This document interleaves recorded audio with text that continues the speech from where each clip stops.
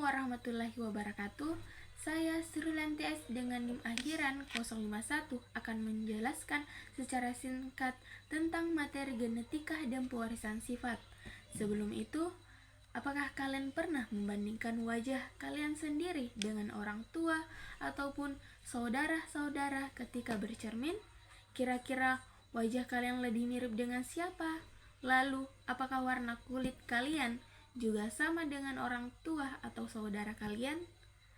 Ketika kalian membandingkan wajah kalian dengan wajah orang tua atau saudara kalian, maka besar kemungkinan bahwa kalian akan melihat banyak kesamaan.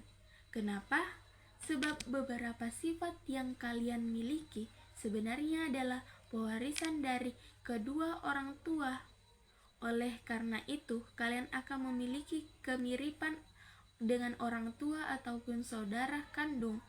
Saat belajar tentang peranan materi genetika dalam pewarisan sifat, maka kita akan mengenal dengan namanya sifat dominan dan juga sifat resesif. Sifat dominan merupakan sifat yang menonjol dan biasanya akan mengalahkan sifat yang lainnya.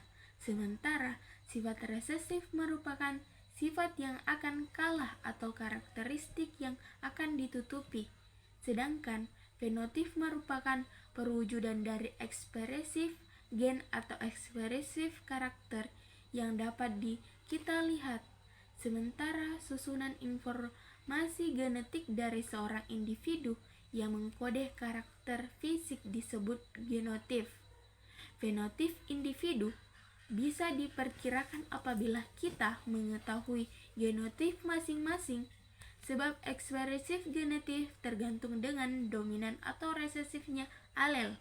Faktor-faktor yang mempengaruhi fenotip pada pewarisan sifat antara lain yang pertama itu karakteristik kromosom. Seperti yang sudah dijelaskan sebenarnya bahwa kromosom adalah salah satu komponen utama di dalam proses pewarisan sifat. Tentu saja, apabila dilakukan persilangan, kromosom akan menentukan informasi genetik apa yang akan diturunkan pada keturunannya, di mana kromosom di dalam tubuh atau autosom akan mewariskan sifat fenotip dari indukannya, sedangkan kromosom kelamin akan menentukan jenis kelamin keturunannya. Yang kedua, karakteristik gen seperti yang sudah dijelaskan bahwasanya gen dibagi menjadi dua, ada yang bersifat dominan dan ada yang bersifat resesif. Karakteristik gen itu akan menentukan hasil persilangan dan pewarisan sifat keturunannya. Yang ketiga itu nutrisi.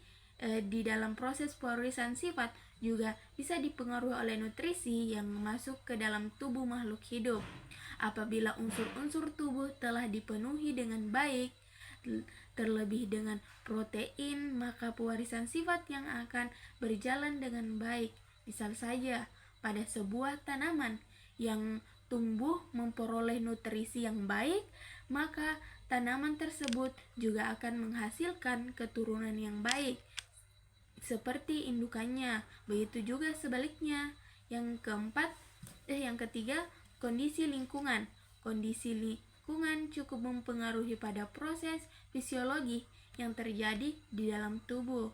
Salah satunya yaitu pewarisan sifat menggunakan persilangan. Oleh karena itu, kondisi lingkungan yang baik tentu akan mempengaruhi baik juga atau untuk proses persilangan. Misal saja pada proses persilangan tanaman jagung yang tumbuh pada kondisi lahan yang memiliki banyak hama, pastinya keberhasilan persilangan tersebut tidak akan maksimal. Dari penjelasan saya, kita dapat mengerti bahwa suatu keturunan pasti akan mempunyai salah satu ataupun beberapa sifat yang dimiliki oleh indukannya, sebab akan ada pengaruh pewarisan sifat genetik. Pastinya kita jadi sudah tahu, tidak heran lagi ya, karena kita sedang merasa mirip dengan salah satu anggota keluarga. Mungkin hanya itu yang saya dapat sampaikan. Lebih dan kurangnya mohon dimaafkan. Wabillahi taufiq wal hidayah. Wassalamualaikum warahmatullahi wabarakatuh.